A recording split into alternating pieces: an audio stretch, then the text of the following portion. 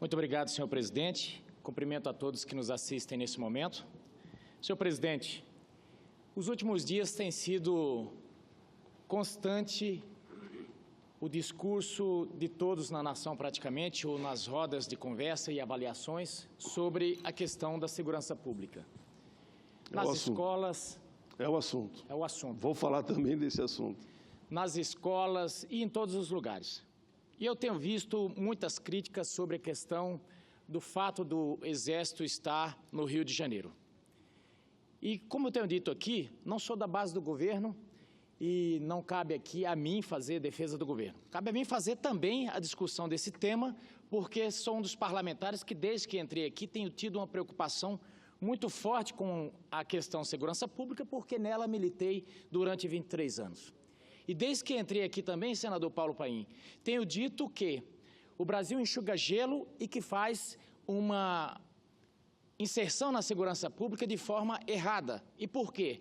Porque combate o narcotráfico no varejo, nos bairros dos grandes centros, sendo que pode fazê-lo no atacado, nas fronteiras. E nós temos fronteiras abertas no Rio Grande do Sul,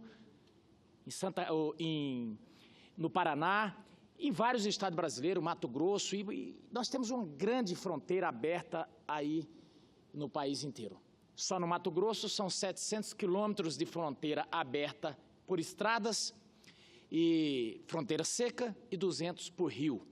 Então, é necessário um esforço concentrado para que haja uma dificuldade de que os armamentos ilegais, os armamentos de guerra venham parar nas mãos dos traficantes, nas mãos dos bandidos, nos grandes centros brasileiros. Pois bem, mas isso nunca aconteceu. E, vez por outra, independente do governo, seja Fernando Henrique, seja Lula, seja Dilma ou esse agora, os governos estaduais, de vez em quando há uma crise, eles se veem impotentes diante do poderio armamentístico das quadrilhas e pedem socorro ao governo federal, seja pela Força Nacional, seja via as Forças Armadas. Mas o que eu fico pasmo é de ver, senador Paulo Paim, algumas discussões de ditos especialistas. Eu não digo nem da turma do debate político, porque quem está no debate político não cabe estar elogiando quem está na situação. Então, o papel de quem está no debate político é fazer isso mesmo. Ele está na luta política, na luta pelo poder, e poder não se dá, poder se toma ou pelos argumentos, ou pela força dos argumentos, ou pelos argumentos da força, como a gente vê em alguns países. É assim que o mundo sempre foi.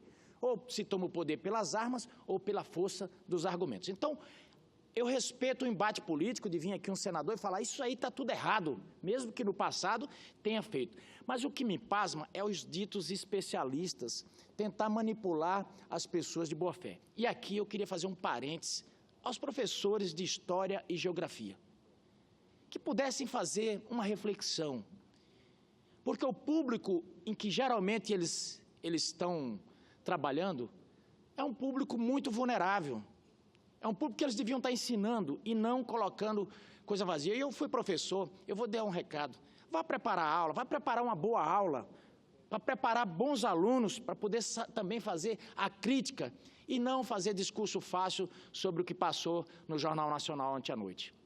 Porque eu vou tirar pelo que meus filhos chegaram em casa falando, que é um absurdo que as forças de segurança vão entrar nos bairros e, como vai haver tiroteio, vai haver bala perdida e pessoas inocentes vão morrer. Esse argumento ele é raso, porque no Brasil já está tendo aí todos os anos 60 mil mortes, boa parte delas por balas perdidas. E essa história de que vai morrer inocentes já estão morrendo todos os dias. Inclusive, esse ano, vários inocentes morreram no útero da mãe por balas perdidas. Como é que esses professores conseguem se indignar com as forças de segurança entrando nos bairros e não consegue se indignar quando essa bandidada está solta com fuzis, atirando em pais de família, estourando portas, fazendo o que querem com as pessoas, roubam. Lá quem mora nesses bairros tem que comprar gás da milícia ou dos bandidos, ou a TV a cabo ele não pode ter uma, ele tem que comprar das milícias. Quer dizer, como é que se pode tolerar esse estado paralelo e criticar quando alguém faz alguma coisa. É perfeito aquilo lá? Não, está tudo errado. Eu, inclusive, disse o seguinte: presidente Temer, faça um bem pelo Ministério da Justiça. Demita imediatamente esse ministro da Justiça.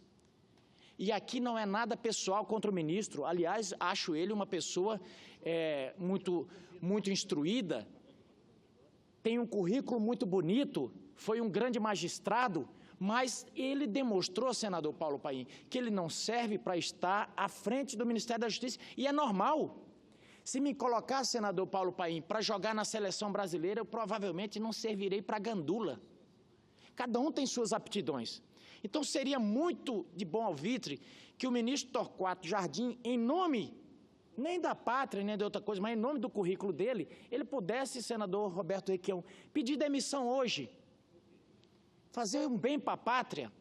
Por quê? O ministério mais tradicional da República é o Ministério da Justiça.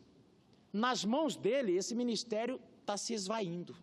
Estão falando até em criar Ministério da Segurança Pública. Ora, o que é que vai ficar o Ministério da Justiça? O tradicional Ministério da Justiça vai ficar lá para cuidar de papel do consumidor, algumas coisas dos portos, e eu não me lembro de mais de alguma coisa que ele vai cuidar. Então, na mão dele vai se acabar o Ministério da Justiça. Mas não é só mais isso. Não é só isso o que eu estou preocupado. É que ontem, na contramão de tudo que está acontecendo, o ministro da Justiça tomou uma decisão que foi uma das mais infelizes que eu já vi. Porque veja bem o que está acontecendo, e eu quero que vocês que estão me assistindo acompanhem o meu raciocínio. Nós temos defendido aqui a criação do ciclo completo de polícia, como é na maioria dos países no mundo inteiro. O que significa o ciclo completo de polícia? Significa que aquele agente que representa a autoridade policial do Estado, quando ele chega em alguma ocorrência, aquilo lá vai ter um ciclo completo. Ele vai começar a ocorrência e terminar. E para que vocês possam me entender mais corretamente o que é isso, vou citar o caso de um turista que teve o seu carro alvejado e furaram os pneus do turista, e aí o carro ficou parado. Ele acabou batendo o carro e ele chamou a polícia de trânsito. A polícia chegou, fez o boletim e falou: bom, agora você tem que ligar para a polícia civil, porque teve tiro aí no seu carro. Bom, aí ele ligou para a polícia, demorou mais um bocado para chegar alguém para fazer essa perícia.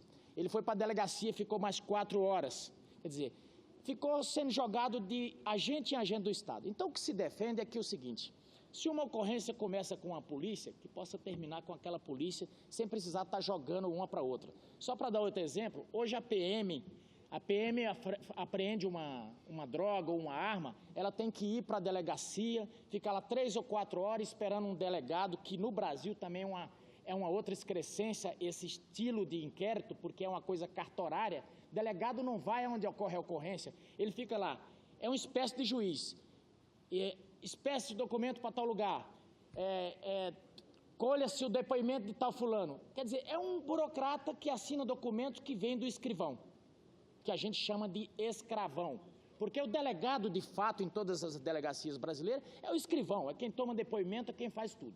Então, o que se defende é que haja uma polícia moderna, uma polícia rápida, ágil. Por que as nossas...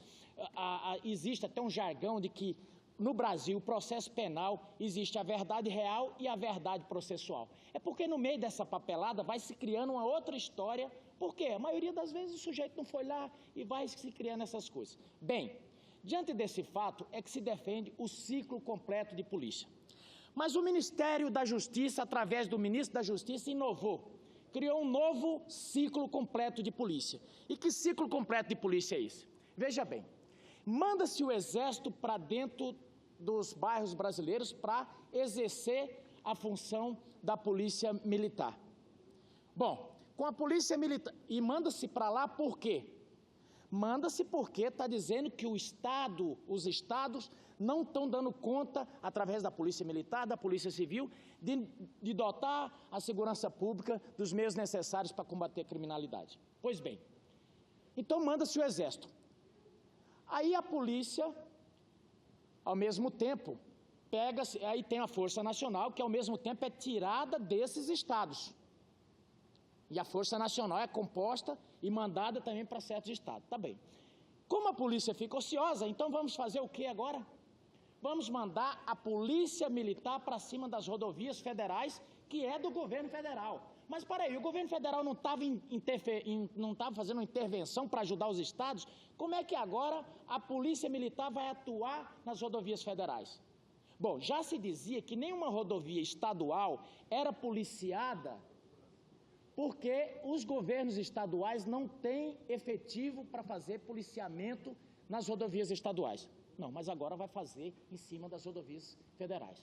Bom, mas os bairros também estão precisando do Exército porque não tem policiamento para fazer esse patrulhamento, esse policiamento ostensivo. Mas vamos mandar a polícia militar para ajudar. Vamos pegar de Minas, vamos pegar do Espírito Santo, vamos pegar não sei para onde e colocar em cima das rodovias federais. Que conversa é essa, meu irmão? Que coisa mais esquisita. Então o senhor acaba com o Ministério da Justiça e agora também o senhor começa um desmonte da Polícia Rodoviária Federal fazendo gambiarra. Isso é inadmissível. Agora vamos criar um outro modelo. Então vamos pegar agora, fazer também uma gambiarra de polícia para colocar dentro da Polícia Federal, que vai ser... Nós temos que parar de fazer gambiarra. E aqui eu vou explicar para quem não sabe o que é gambiarra. Gambiarra é aquele troço que a gente faz em canteiro de obra, é um fio numa tomada que se coloca, que geralmente dá choque, que acaba ficando mais cara a gambiarra do que se você fosse fazer uma instalação normal. Então, estou fazendo esse relato aqui para dizer que nós vamos muito mal. Nós vamos muito mal na segurança pública e não é por tudo que nós já vimos. É porque o estranho é que o governo acaba de marcar um golaço com a intervenção no Rio de Janeiro, apoiado por 80% da população brasileira, e vem o Ministério da Justiça e começa a degringolar tudo. Então, eu penso que a segurança pública, ela começa a melhorar no momento que o presidente Temer tomar pulso, embora sendo um amigo dele, tem que chegar e falar, olha, eu vou te rebaixar para cima, eu vou te colocar num outro ministério, que talvez ele se adeque melhor, mas não no Ministério da Justiça. Ali nós não precisamos do magistrado, nós precisamos de uma pessoa que, acima de tudo, tenha sensibilidade, que possa saber que cada coisa precisa estar na sua devida caixa. Porque está virando uma coisa muito louca. E houveram, eu tenho dito, nos últimos 10 anos, por 14 vezes o Exército esteve no Rio de Janeiro. Já houve, inclusive, na época do Itamar Franco, uma intervenção, sim, o Exército tomou conta de tudo, só não foi aprovado aqui pelo Congresso, mas foi uma intervenção que tomou conta, inclusive, das delegacias e tudo mais. Agora, esse não é o problema. O problema é não ter, o sujeito estar à frente do principal ministério, mas não ter a batuta. É como se fosse um maestro que não rege a orquestra. E quando rege, acontecem esses desafinos. Como é que você vai pegar uma polícia centenária e começar a desmontar, que não está fazendo com a Polícia Rodoviária Federal? Isso não faz sentido. Bom, se está faltando efetivo ali em São Paulo, faz o seguinte, pega de outros estados, então, e faz essa coisa emergência e coloca ali para cumprir as suas funções. Não, eu vou fazer uma gambiarra de colocar outra polícia para ficar multando. Que multando? Que história é essa de polícia militar ir para cima da rodovia multar? Se o negócio é segurança pública, senador Paim, que loucura é essa? Então está tudo muito estranho. E isso passa uma insegurança maior ainda para o cidadão, porque quando ele olha aquilo lá e fala, tem alguma coisa muito errada. É que tem coisa fora do lugar. É o tal do ajeitadinho, do puxadinho que não dá certo. Eu gostei muito quando você coloca um general, quando você coloca as pessoas que trabalharam lá na favela de Solé, lá no Haiti, que era uma favela, uma coisa terrível, muito pior do que os bairros do Rio de Janeiro, e que trabalharam lá e que deram segurança para o pessoal do Haiti. Eles têm experiência nisso. Falei, bom, vai estar com pessoas preparadíssimas e tal. Está encaminhando muito bem. De repente vem uma gambiarra atrás da outra. E aí vem com essa conversa de esse desmonte. Então eu penso o seguinte, se for para o ministro ficar ali sendo manietado ou por parte dos delegados ou por parte dos generais, que se faça o seguinte, presidente, ou coloque logo um general ou coloque logo um delegado como ministro da Justiça. Desde que esse ministro entrou, que eu tenho sentido a forma como ele trata a Polícia Rodoviária Federal. Parece que tem uma coisa delimitada, porque nós já tentamos de todas as formas, e eu falei aqui, senador Paulo Paim, nós fizemos um projeto de segurança muito antes dessa história aí de começar a falar em segurança pública. Para quê? Para as fronteiras. Pedi uma audiência na Presidência da República para falar com o presidente Temer para apresentar esse projeto. E óbvio que eu não vou lá, eu sou um parlamentar, eu não vou apresentar um projeto da minha lavra. Quem cabe apresentar um projeto de fronteira? Bom, quem trabalha nas fronteiras, e hoje quem trabalha nas fronteiras? Quem tem feito o trabalho da fronteira tem sido a Polícia Rodoviária Federal. E estou falando dela aqui, não é porque fui membro de lá, não. Mas aí falei, fica deselegante que eu vá ao presidente da República falar sem que convide o representante dessa instituição. E falei para a minha assessoria que anunciasse que iria junto também o diretor da Polícia Rodoviária Federal. E mandei convidar e falei do que se tratava. Já tinha pedido que eles elaborassem um projeto para as fronteiras, porque Mato Grosso apreendeu nos últimos 5 meses 4 toneladas de cocaína, senador Paulo Paim. Então está havendo alguma coisa estranha que nunca houve. Está havendo uma entrada muito forte, fuzis e tudo mais. Bem, quando, para minha surpresa, fiquei sabendo que o ministro falou, não, diretor não vai não. Não vai lá não. E mais, ele boicotou a agenda, porque a agenda não saiu, a agenda com o presidente da República não saiu, não. Então, assim, no momento que nós... E eu não sou adversário, então estamos querendo apresentar algo para a fronteira, algo que eles não têm. Porque se eles apresentassem, não precisava. Se o ministro da Justiça apresentasse um projeto, não precisava. E eu estou falando, não é de algo que eu ouvi falar, não, é algo que eu conheço. Trabalhei há 20 anos ali naquela fronteira. Eu sei trieiro. E não sei onde é as estradas cabriteiras, não sei onde é a estrada onde passa cocaína. Eu sei os trieiros, onde os sujeitos descem do carro, colocam a cocaína nas costas e andam 50, 60 quilômetros com as drogas na costa para passar pelos poços. Então, bom, fui fazer essa contribuição, não pode, não vai lá. Falei, pergunte para o ministro o que é que vai ser feito então. Bom, até agora não foi feito nada. Mas qual é a solução? Desmontar a Polícia Rodoviária Federal, colocar PM, que já não dá conta das cidades, nas rodovias. Isso é inaceitável. Isso é inaceitável. Eu não tenho compromisso com erro. Eu tenho defendido aqui quando eu acho que as medidas são corretas, mas, presidente, o senhor me desculpe. Se for para ficar esse ministro aí, eu vou lhe dar um conselho. Traga José Eduardo Cardoso de volta, porque pelo menos era um ministro que ouvia todas as pessoas, fosse da oposição da situação. Porque esse rapaz aí, ele não nasceu para ministro da Justiça. E já encerrando, eu quero deixar aqui agora um recado para o meu estado de Mato Grosso. Estou indo daqui a pouco numa reunião na FUNAI. Vou tomar, inclusive, e vou pedir alguma sugestão para o senador Requião, que ele geralmente receita isso aqui, Lexotan, alguma coisa, mas vou tomar alguma coisa para ficar calmo, porque estou ali indo à FUNAI. FUNAI e IBAMA é certeza de estresse. Por quê? Cito aqui o caso do IBAMA, que nós estamos há 8 anos com uma rodovia precisando de licenciamento, senador Paulo Paim. O IBAMA enrolou, e agora chegou e disse que não, vai ter que fazer o EIA-RIMA de novo, porque venceu. Venceu porque eles ficaram pedindo papel esses 8 anos todos. O Mato Grosso não aguenta mais isso. Agora estou indo ali no FUNAI em relação à BR-174. A BR que é mais antiga do que o próprio Mato Grosso. Mas eles ficam enrolando com a história do componente indígena. O dinheiro está lá. Todo mundo já falou, olha, diga quanto é. A FUNAI não diz.